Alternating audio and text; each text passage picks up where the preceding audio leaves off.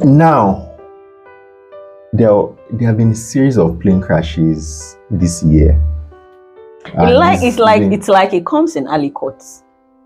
Thank God for Nigeria, at least we've not had any such. Even though there was overshoot, they overshot the runway. But thank God it wasn't.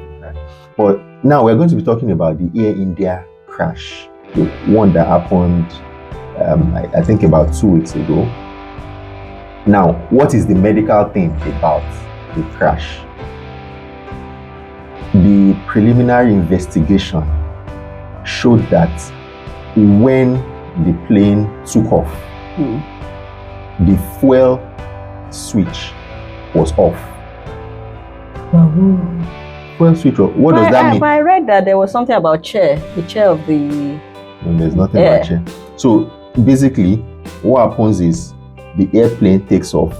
Now, this airplane crashed within a minute of takeoff. And that was due to engine failure. Yeah. The question was, why would the engine fail? So they found out now that the fuel switch was in the off position. Jesus. So the only reason why that plane crashed was because the fuel switch was off. There was fuel in the plane, but there was no fuel delivery to the engine. Then engine failed. And the engine. And then oh God. Now that's not the medical part of it. The medical part of it is, why would the fuel switch be off? So the fuel switch is a lever system. You lift it up, you put it on, you lift it up, you pull it down. Has he flown a plane before? He does fly virtual planes. Oh, pilot, doctor, give me thumbs up, thumbs up. Okay, all right, okay. All right. Now, if you understand what I mean, it's something active. It's not like a switch. You know, like a knob. Like a knob that you can mistakenly your hand just touched it and it went off and it went on. It means that one of the pilots must have switched it off. Wow, that's a theory? It's not a matter of theory. That's what it is. The plane would not have moved if the fuel switch was off. The plane will not accelerate. The plane will not take off. So it must have been on at some point and then takeoff.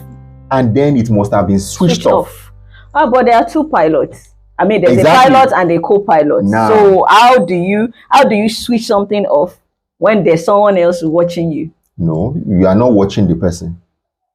Okay. You are not watching so when there's a pilot, there's a captain and a co-pilot. The person is not watching the other person, except maybe occasionally if you are supervising a very young officer and you are watching every move. But if you guys are experienced, you are not going to be saying, this person touched something, this person touched something. So imagine that we are both flying a plane. You see the captain doing something and you do this. And because the thing is just between them, is here. Yeah. You just do this and pull it down. What do you think? Do you think the other person will know? He won't know. Now, see what happened. From the cockpit voice recording, one of the pilots actually noticed it when the plane was losing power. The fuel switch is off, and at that moment they switched it back on, but it was already too late. Wow. So the engine had failed. The engine had failed. One of the pilots purposely did it because he wanted that plane to crash. Simple.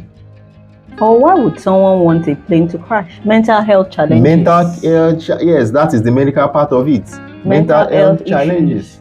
Well, I know they screen these pilots. They undergo rigorous mental health screenings and all of that. Yeah, I know they do that. If there was a plane crash in Germany some few years ago where the pilot purposely crashed the plane. Did you hear about that? I don't think I did. No, the pilot purposely crashed the plane. Because it stands to reason that someone who's been nursing, maybe having suicidal ideations and all of that, and then happens to be a pilot. And you know, there are actually different types of suicides. Some people kill themselves and want to kill other people in the process. They feel that they are going to be in the high. God, is that altruistic suicide or something like that? There are different types of suicide. Well, don't mind me. But that is catastrophic. So that's it. I mean, that's the result of the investigation. Even though they've not, of course, nobody's going to come out to say categorically yet that it was the captain or it was this person. No, you can't pin it on anybody. No, yet. They will still do. The investigations are still on. But it's obvious that one of them did it.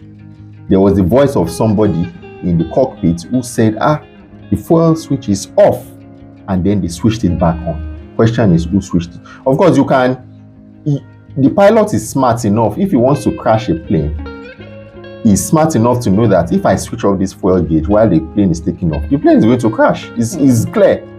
So if he does it, and someone else, the other person now notices, this is the problem, and it doesn't work, you know that the plane will still crash. And I think the captain said he'd been a captain for several years. Yeah. Flying is stressful. Flying, the work of. Sometimes I try to compare the pilots with a surgeon. I think the work of a pilot is a bit more delicate in the sense that, if he's a surgeon, if you make a mistake, maybe one person will die. Yeah. That's bad enough. It's a lot of pressure. But if he's the pilot, everybody in the plane dies, plus the pilot. Himself. So it means that the mental health of our flying officers is extremely important. It's not all about the money. A lot of them have several flying hours. There was a story. Yeah, there was a story of. Yeah, this reminds me. There was a story of a pilot whose dad was frustrated with life and wanted to commit suicide. The dad of the pilot wanted to commit suicide, and this guy just got off the phone with his dad, trying to convince his dad not to commit suicide. That person shouldn't fly. That person should not fly. So he was actually able to convince his dad not to commit suicide, but then he was going to fly. And then the colleague, I think the captain, noticed that this guy was looking very downcast and asked him what was the problem. And fortunately, he opened up and said, this was what happened. And he said, what? You cannot fly. Imagine that the captain said, let's patch it up like that. Or maybe either he did not notice, or he felt, you are sad, so do you think I'm happy too? So, it made me remember recently one of my doctors that came into work. We just need to cut ourselves some slack. The things that we patch up, sometimes it's terrible. It's now narrating this story, it made me even feel very bad about what happened. So this doctor came in, and then she came in late, and then I engaged her. What happened? This. Somehow along the line, she started crying. Yeah. And she has just resumed duty. This is and looking at the outpatient department, we already have many people at the outpatient department. She started crying. And what's wrong? This thing. Ideally, what should happen is for that doctor not to consult that day. Yeah. Because she didn't have any business. But I looked at it. Who is going to take the place of this doctor? How are we going to survive without this doctor? Yeah. We're already short-staffed. With that doctor, we were short-staffed. Yeah. And I just had to encourage her with words.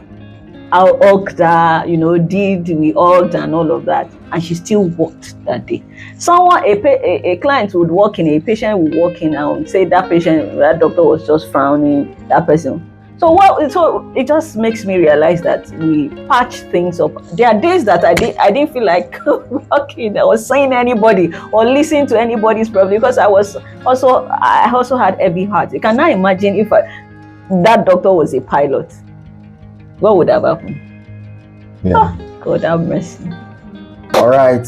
So that's the medical side of that plane crash. Mental health is something we should take very seriously. Let's always be careful about the way we talk about people, the way we harass them, the way we talk to people, especially when they are doing delicate jobs. You find sometimes people come to the hospital, they are fighting the doctor that will see them. I wanted to operate on the patient and they were fighting. I said, no, if you cannot be fighting with the doctor that wants to operate on your patient. You want to operate someone, they are fighting you. So with what mind do you want? It doesn't tally. So we should think about these things. What we do, our actions, how it affects people, and then how it also now eventually affects you if you have aroused a negative emotion in the person that is supposed to help you. Yeah. All right.